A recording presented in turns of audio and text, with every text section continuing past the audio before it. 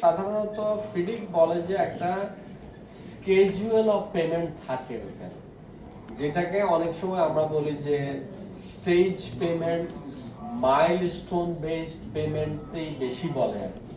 যে আপনি একটা তফসিল দিয়ে দিবেন, পেমেন্টের আলাদা একটা তফসিল, যে তুমি এতদূর কাজ করবা এত পার্সেন্ট পেমেন্ট, এতদূর করবা আরো এত পার্সেন্ট, এতদূর করবা আরো 20%, এইভাবে আপনার পেমেন্ট থাকে। ওটার ভ্যারিয়েশন থাকলে তো করতে পারবে না ভ্যারিয়েশন মাস গেছে একটু পেমেন্ট দিয়ে দে, কাজ তো চলমান আছে, মাঝখানে তো এরকম করা যাবে কিনা? না না, ওরকম যদি স্কেজুয়াল থাকে তাইলে এটা করা ঠিক হবে না, কারণ আপনি তো কন্ট্রাক্ট আমরা করে ফেলেছি, আমরা ওই স্কেজুয়াল অনুযায়ী পেমেন্ট করব, কিন্তু যে স্কেজুয়াল আরো 3 মাস পরে হবে, এখন একটা পেমেন্ট দিয়ে দিই না, এটা কারণ আপাতত ওই ডেলিভারেবলসটা না আসলে আমরা তাকে পেমেন্ট করব না। সুতরাং ওইখানে অর্ধেক দিয়ে যদি পরে আমরা দেখি ডেলিভারেবলস আসে নাই, তখন তো ঝামেলা হবে আবার। ঠিক আছে, ইপিসিতে স্যার কত পার্সেন্ট পর্যন্ত অ্যাডভান্স করা যায়? অ্যাডভান্সের বিষয়ে ফিডিকের কোনো ইয়ে নাই, তারা কিছু বলে নাই, বাট ইউজুয়ালি গ্লোবাল প্র্যাকটিস হচ্ছে এক্সেপশন থাকতে পারে 10%, মানে সাধারণত 10% আপনার দেওয়া হয় আর কি। যদি বেশি নেয় সেক্ষেত্রে কি হবে? বেশি নিলে তাইলে ওইটা অ্যাডজাস্টমেন্ট করতে হবে, অ্যাডজাস্টমেন্টের তো ওইটাও আবার অ্যাডজাস্টমেন্টের হ্যাঁ আইপিসি তে আপনি 20 দিলেও আইপিসি তেই অ্যাডজাস্টমেন্ট হবে। যেটা বিপিসিতে মানে ভিডিকে বলা নাই, যে এই জিনিসটা বলা নাই ক্লিয়ার করে, সেটা যদি আমাদের দেশীয় কোনো রুলস থাকে তাহলে আমরা সেটা কিন্তু ফলো করে করতে পারবো না।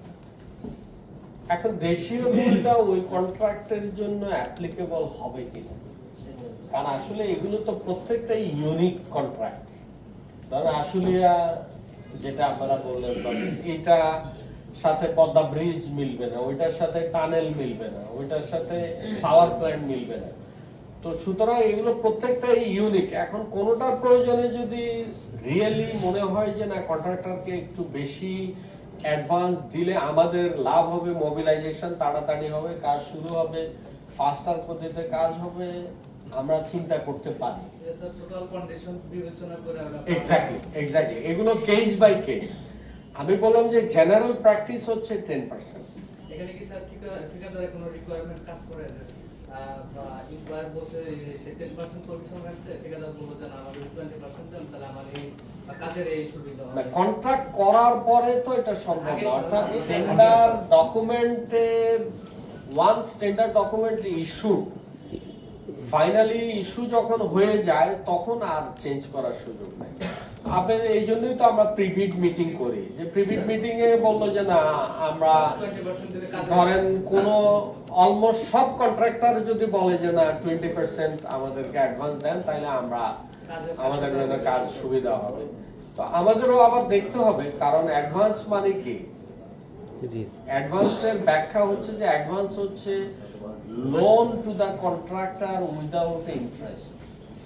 It is a loan from the employer to the contractor. এই ফিডিকের ব্যাখ্যা ওই বইতে এইভাবেই তারা বলছে যে it is interest free loan। তো এখন আমরা ইন্টারেস্ট ফ্রি লোন অতিরিক্ত 10% দিব কিনা, কারণ এটা তো আমি 10% অন্য জায়গায় এফডিআর করে রাখলে তো আমার অপরচুনিটি কস্ট কি এটা তো চিন্তা করতে হবে। তাহলে আমি যদি ওখানে 2 কোটি টাকা লস করি, মানে তারে অতিরিক্ত 10 দিয়ে, তাহলে আমার কাজের দিয়ে ওই 2 কোটি টাকা লাভ হবে কিনা এটা চিন্তা করতে হবে, তাই না? তো এগুলো কিন্তু কমন সেন্স দিয়ে সিদ্ধান্ত নেওয়ার বিষয় না। যারা আজ কন্ট্রাক্টর বলছে ঠিক আছে ভাই দিয়া দেন, তো এইগুলি এত বাড়াবাড়ি এত কথা বলেন কেন, যে 10 এর জায়গায় 15 দিয়া দেন, আমরা তো এইভাবেই কাজ করি। This should not be ওকে। আপনি বলছেন তাহলে কি আমরা বেনিফিট এক্সট্রা কি পাবো আমাদেরকে বলেন, আমরা 10% দিতে রাজি আছি, কিন্তু আপনি আমাদেরকে কি অতিরিক্ত বেনিফিট দিবেন অতিরিক্ত 10% এর জন্য, কিভাবে করবেন? আপনি কি বেশি লোক লাগায় কাজ শুরু করবেন? ওকে ফাইন, তাইলে দিতে পারি, তাই না? তো এগুলো অ্যানালিসিসের বিষয় আছে। এখন আমরা তো বুঝেন সরকারি অফিসে আসি যাই এটাই তো বেশি, তাই না? তো আবার এত কষ্ট করে এরকম মোটা মোটা বই পড়ে যাই না তারপরে কাম করব, এটা হবে না। তাই না? প্রতিষ্ঠান, যদি কোনো প্রতিষ্ঠান আপনার বিগত 10 থেকে 15 বছর যাবত একই ধরনের হচ্ছে আপনার কনস্ট্রাকশন বা কাজ করার অভিজ্ঞতা তাদের আছে, যেমন আমি উদাহরণ দিয়ে বলি, ইজিসিবি অনেক প্ল্যান তারা তৈরি করে, তারা প্রায় 12 সাল থেকে একই ধরনের প্ল্যান তৈরি করতেছে ইপিসি কন্ট্রাক্টের মাধ্যমে। এখন তাদের নিজস্ব জনবলের সক্ষমতা এবং জ্ঞান হয়েছে যে এই প্লান্ট এবং তৈরি করতে আমার কি কি জিনিস কি ধরনের প্রয়োজন হয়।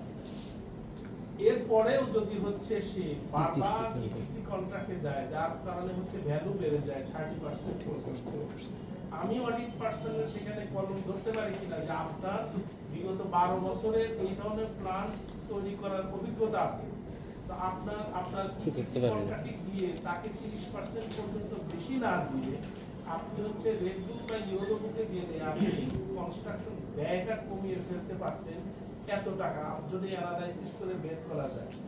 এই ধরনের কোনো হচ্ছে কলম ধরা যায় কিনা, কারণ তার অভিজ্ঞতা থেকে জানবো। এখন তাইলে আপনার ওই লেভেলের ইয়ে লাগবে আর কি। কারণ না, তবে প্ল্যান্টের জন্য ইপিসি ফাইন, মানে প্ল্যান্টে ইপিসি ব্যবহারে আমার কোনো আপত্তি নাই, কিন্তু ইপিসি ব্যবহার করার জন্য যা যা প্রস্তুতি ওখানে ঘাটতি থাকলে তো সমস্যা।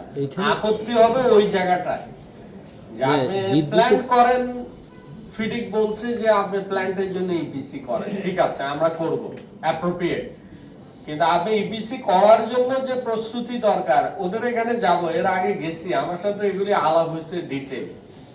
আগামী 12 তারিখে আমার সেশন আছে, ওই যে ইলেকট্রিসিটি জেনারেশন কোম্পানি, তো এই যে ইয়ের বিল্ডিং এ বোধহয় না না ইস্কাটনে এই যে বোরাকের বিল্ডিং এ, হ্যাঁ হ্যাঁ ইউনিক হাইটস, হ্যাঁ। তো তাদেরকে আমি বলার চেষ্টা করছি, যদিও আমার ইস্যু ইপিসি ছিল না, ওই কথায় কথায় তারা বলে যে খালি ইপিসি ইপিসি বলে। তো আমি ভাবলাম একটু ওনাদের থেকে বুঝি, ওনারা যে ইপিসি করতেছে, তো যাই হোক এগুলো আস্তে আস্তে ঠিক হবে আর কি। এখন তো কিছু ঘাটতি আছে আমাদের, রয়ে গেছে। স্যার এখানে এই প্রশ্নটা যে টার্নটি চুক্তি বা আইপিসি প্ল্যান্টের জন্য অবশ্যই এই বুকটা ইউজ হবে, বাট তারপরেও সুপারভিশন সাথে আবার একটা চুক্তি করে, মানে কনসালটেন্ট রাখে, মানে ওনার প্রশ্নের রেফারেন্সে বললাম আর কি, যেহেতু আমি টার্নটি চুক্তিতে গিয়েছি এবং তাদের যতটুকু নলেজ বা স্কিলনেস ডেভেলপ হয়েছে, প্ল্যানটা তৈরি হবে তার জন্য 30% প্রিমিয়াম দিয়েছি, বুঝে নেওয়ার জন্য 30 হলো ম্যাক্সিমাম, মানে এটা 5, 10, 15 ডিপেন্ড করবে ওই প্রজেক্টের রিস্কের উপরে আর কি। মানে গ্লোবাল এক্সপেরিয়েন্স বলছে যে, কারণ এটা প্রাইভেট সেক্টর সিরিয়াসলি ওরা বলে যে টাকা নিয়ে যাও, কিন্তু আমাকে আর অতিরিক্ত টাকার কথা বলতে পারবা না।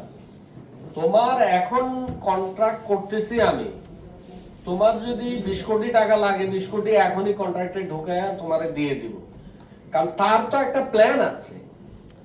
সে তো ধরেন আপনি প্রজেক্ট কস্ট 500 কোটি, তাইলে 500 কোটি স্থির হইলে সে এটা আবার ব্যাংকের কাছে নিয়ে যাবে, নিয়ে বলবে আমাকে 500 দাও। কিন্তু প্রজেক্ট কস্ট 400 করে পরে যদি রিয়েলি 500 কোটির জন্য ব্যাংকের কাছে যান, ব্যাংক আপনাকে আর টাকা দিবে না। কারণ ব্যাংক বলবে যে তুমি ইনএফিশিয়েন্ট, আমি তো আমার টাকা পুরো টাকা রিস্কে পড়ে গেছে, আমি তো তোমাকে আর টাকা দিব না, ফলে প্রজেক্ট বিপদে পড়বে। এই ব্যাকগ্রাউন্ডের স্টোরিগুলি আমি আপনাদেরকে বলতে পারি নাই, এগুলো হয়তো আজকে হয়তো অতটা ডিটেইল আমি যেতে পারবো, কারণ এগুলো অনেক স্টোরি আছে। ইপিসি কন্ট্রাক্ট কিভাবে ডেভেলপ হয়েছে, কেন আসছে দুনিয়াতে, কারা আনছে, কিভাবে হয়েছে, এইসব অনেক কাহিনী আছে। তো ওই জায়গাগুলো জানলে আমাদের সুবিধা হয় যে আমরা ইপিসি কন্ট্রাক্টটা বুঝার জন্য আর কি। ঠিক আছে, যাই হোক, তো সরি আপনি বলছিলেন, হ্যাঁ ইপিসি তে যেটা ফিডিক বলে যে এমপ্লয়ারের হ্যান্ডস অফ, ওখানে কন্ট্রাক্টরকে আপনি ইন্টারফারেন্স করতে পারবেন না খুব বেশি। কারণ তাকে সব কাজের দায়িত্ব দিয়ে দিচ্ছেন, সে কাজ করবে। আপনি ওইখানে গিয়ে ডেইলি মাতব্বরি করবেন? No, impossible. আপনি খালি টপ সুপারভিশন করবেন যে ঠিক আছে কাজ চলতেছে কিনা, প্রগ্রেস ভালো কিনা, ম্যাটেরিয়ালটা ঠিক দিচ্ছে কিনা, প্ল্যানটা ঠিক মতো আসতেছে কিনা, এই জায়গাগুলো। কারণ রেড বুকে আপনি যেমন ডেইলি আপনি ওখানে মাতব্বরি করতে পারবেন, ইপিসি তে বা সিলভার বুকে বলছে যে আপনার হ্যান্ডস অফ। ফিডিক বারবার বলছে যে এমপ্লয়ারের হ্যান্ডস অফ। ওখানে কন্ট্রাক্টর করবে, এবং ওইখানে দেখেন ইঞ্জিনিয়ার রাখে নাই। ওই রেড ইয়েলো বুকে ইঞ্জিনিয়ার আছে, কিন্তু সিলভার বুকে ইঞ্জিনিয়ার না রাখা ওখানে বলছে এমপ্লয়ার্স রিপ্রেজেন্টেটিভ। তো এমপ্লয়ার্স রিপ্রেজেন্টেটিভ মানে ওই ইঞ্জিনিয়ারের মতোই, কিন্তু রেড এবং ইয়েলো বুকে যত এক্সটেন্সিভ অ্যাক্টিভিটিজ ইঞ্জিনিয়ারকে করতে হয়, সিলভার বুকে লিমিটেড তার আপনার অ্যাক্টিভিটি থাকে, যেহেতু কন্ট্রাক্টরই সব করতেছে। আর আমরা যেহেতু সে আমাদেরকে এটা ইনিশিয়াল অপারেশন করে টোরে সব নিশ্চিত করে এটা আমাদের কাছে হ্যান্ড ওভার করবে, তো সুতরাং এইখানে আমরা হ্যান্ড ওভারের সময় বরং আমরা সিরিয়াস। কারণ সে যদি এইখানে ঠিকমতো কাজ না করে যায়, তাহলে তো তার হ্যান্ড ওভার ঠিক মতো সে করতে পারবে না। আর ও জানে যে হ্যান্ড ওভার ঠিক মতো না হইলে ও এটা নিবে না, সো সে এইদিকে রিস্ক নিবে না।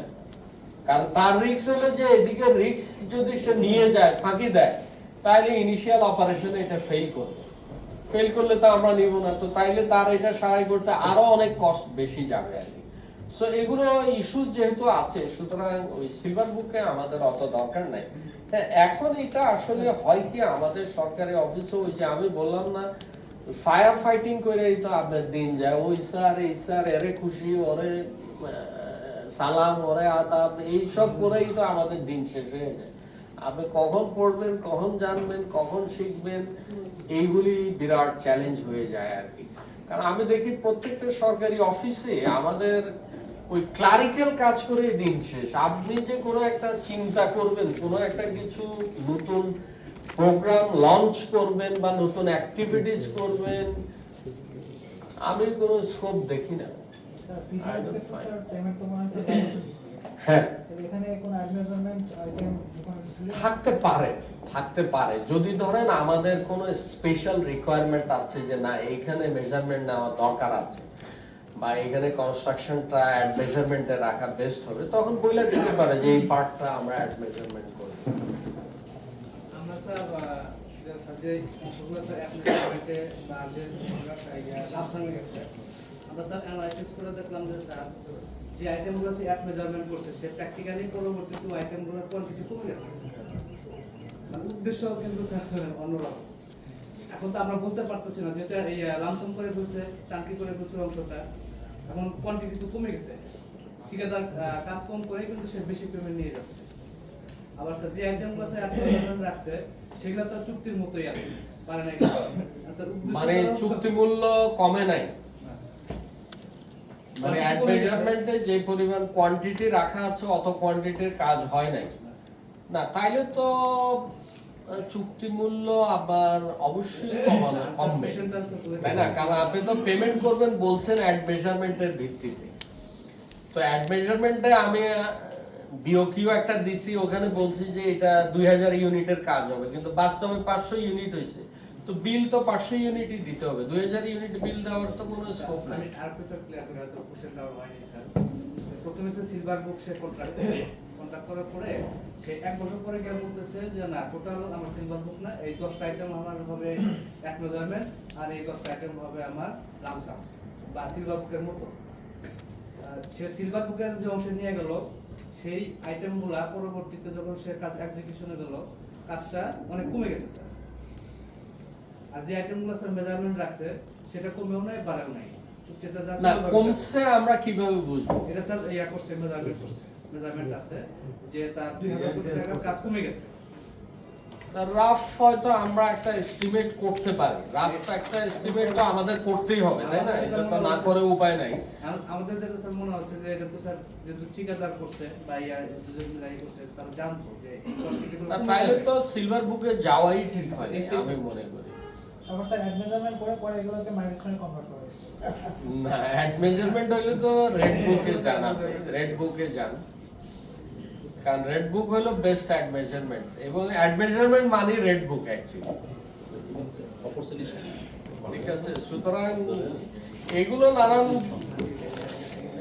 কি বলে যে গ্যাপ থাকতে পারে, ওইটাই তো আমাদের বাইর করা আমাদের দায়িত্বের মধ্যে আছে। ঠিক আছে, এগুলি পাইলে এগুলি তো ডেফিনেটলি তুলে আনবেন, এবং আপত্তির জায়গা থাকবে অবশ্যই। তাহলে আমরা চা খেয়ে আসি।